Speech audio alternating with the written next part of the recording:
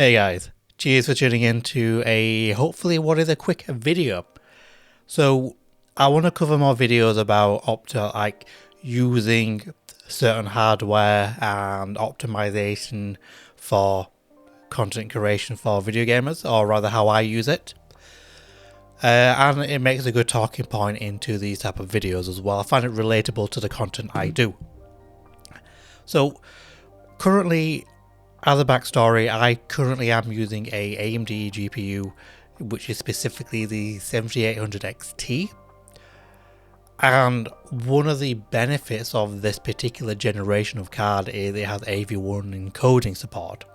So within OBS, I can actually record footage in AV1, this very video, which I'm also capturing the screen and obviously my camera directly in OBS with the AV1 encoding. So I have installed this very driver, the AMD Adrenalin 24.1.1. This is what I'm using, and this is what I'm using to record with. And I'll make a video about my OBS settings with AMD and also with Davinci Resolve as well. I think that'd be a good video. But when I look at these release notes, I tend to look for feature sets that I use on a day-to-day basis, not just for games of how much FPS they increase. I'm also looking for quality of life and also feature set optimization. So this is a main aspect and sort of the area I want to cover more. So within this driver release notes and the highlights is this section, the additional video improvements. The first line, I've not really seen, I don't have access to a 4K screen to really appreciate what that will do, so I can't comment on that one. But I want to talk about the next two lines, but let's talk about the second line by itself and what it means. So this line says various encoding support within AMD software. The very important part of the sentence, within AMD software, including the AVC, which is a H.264 format, a HEVC and AV1 codecs have undergone additional optimizations to improve video encode quality. So let's just talk about that. This is specifically talking about AMD has gone out of the way to optimize greatly. I haven't actually used it. Their built-in software for recording and streaming. And I think it's great that AMD is trying to optimize or have optimized their encoding, but they've only focused on their software at the moment. So to explain that further, we need to go on to the second line, and I'll go over some thoughts about this. AMD continues to work with partners to implement video enhancements into third-party apps. More updates to follow in upcoming drivers. Now, I don't know what it means by third-party apps. I know what third-party is. I just don't know what type of apps they're talking about here. Are they talking about web browsers or video playback software? And it only applies to playback for that partners to implement the video enhancements? Because I hope the aspect of third-party app extends to anything that uses the encoders, which is OBS and video editing software on rendering. Because let's just talk about this for a second. NVIDIA rules the roost for content creation for a lot of people, and they deserve it. They deserve that praise because NVIDIA as a company has definitely gone out of the way to optimize their encoding performance and quality for various software.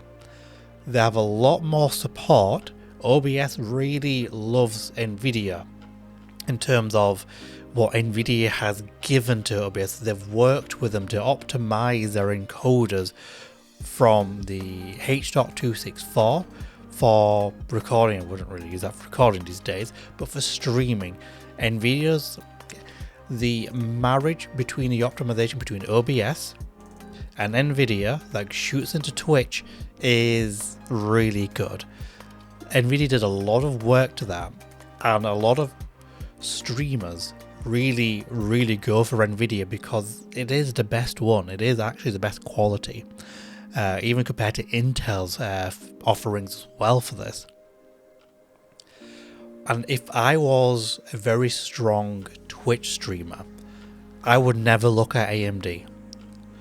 For me, I would say feature set and performance and how janky their implementations are is very important. When it comes to these side of things, NVIDIA completely rules the roost because they actually extend an arm to work with these companies and add the implementations so that they, like companies like OBS, can then evolve their software further to add those in, to add those features, and it's completely for free, which is amazing.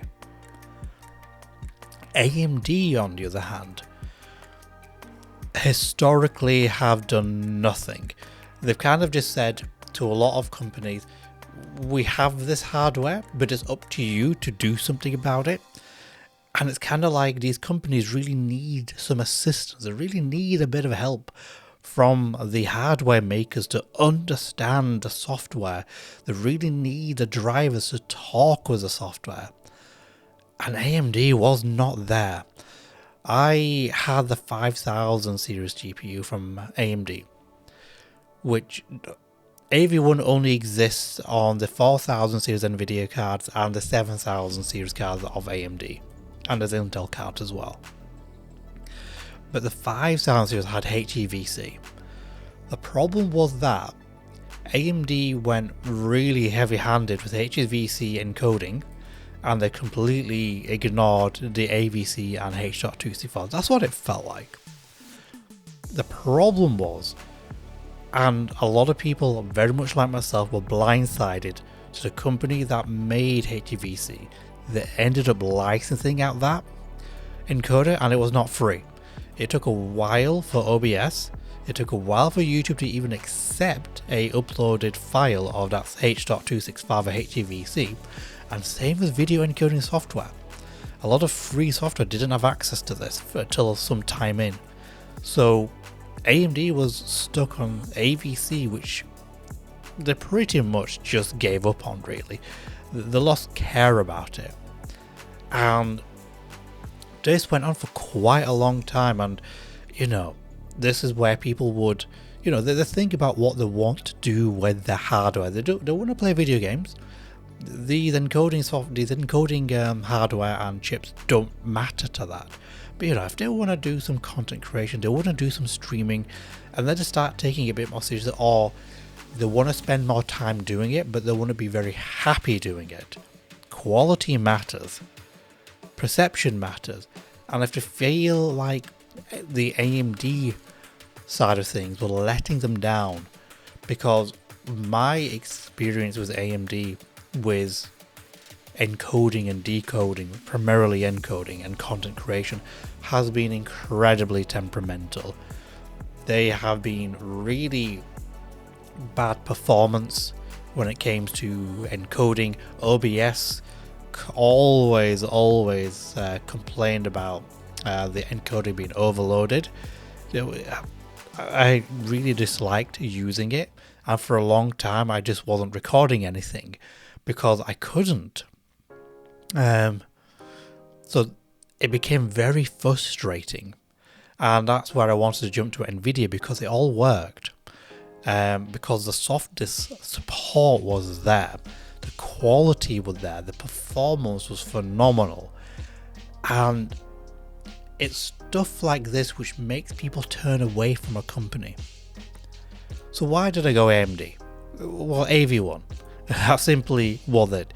It had the best bang for the buck gaming performance and access to AV1. But if you were just a content creator, Nvidia had the best bang for buck for this kind of content creation. They really just did. And we're seeing Twitch going to be soon to support AV1 encoded streams. At the moment, they're collaborating with Nvidia to implement this. And between Twitch and Nvidia, they've, at this time of the recording, you could request a special version of OBS which has all of this tied together, which is obviously that special version of OBS to test that AV1 encode, which again, because of collaborated with Nvidia, only Nvidia is going to have access to that for some time until OBS actually fully distributes that version of OBS to everyone as a update. So we're going to see users who aren't using Nvidia to be behind this, so they're going to be further behind that Twitch stream quality, which is very frustrating. And I did a quick stream post of this driver install, and looking back on my Twitch stream quality, I think some of this optimization is definitely at the core driver level, because I did notice a slight improvement to the Twitch stream quality, but it still looked terrible. When it comes to recording, I have noticed it looks a little cleaner than my previous, before this driver was installed, quality. So that there appears to be some driver level optimization that OBS just works with. I haven't changed any settings, they remain completely the same in OBS to record all this, but it definitely looks like there's been some sort of improvement under the hood. And I'm looking forward, and hopefully then looking forward to, that these optimizations come into these third-party apps throughout OBS, Twitch. Well, not so much as Twitch, but when I say Twitch, I really want AMD for the time being to do something about their H.264 encoder when it comes to Twitch streaming. There is a night and day difference, bitrate to bitrate, and I mean, I could jack up the settings to the maximum on my AMD Twitch streaming settings, and it doesn't come close to the Nvidia settings, the Nvidia solution at all. There is a night and day difference, and because Twitch typically has kind of a soft limit on the bitrate you can give them, there's little you can do about it. So I can at least say, for me, because I don't primarily stream, I do streaming here and there but very rarely, it hasn't impacted me too much. But for people who do use AMD for whatever their reason is, and they do want to stream, and they want to stream in good quality, AMD really hasn't helped there. They really haven't contributed to this ecosystem. They don't seem to care about stuff like this. They do, I think, hardware aside, because I think the hardware that AMD have is actually very good. It's very on par, very comparable, sometimes better when it comes to this kind of stuff than Nvidia. But their post hardware release support for features on the software is awful. They definitely release hardware then rely on everyone else to basically do something about it. Optimization, support, marrying the software, AMD just doesn't get involved, but Nvidia obviously does. We've seen that collaboration with Twitch, that Twitch CEO in their somewhat recent stream talked about this, and it's just like, AMD, what are you doing? Stop shooting yourself in the foot. I hope to see these drivers come soon. I'll be keeping a more keen eye on the preview drivers to see if there's anything related to this, because I'll be looking forward to that.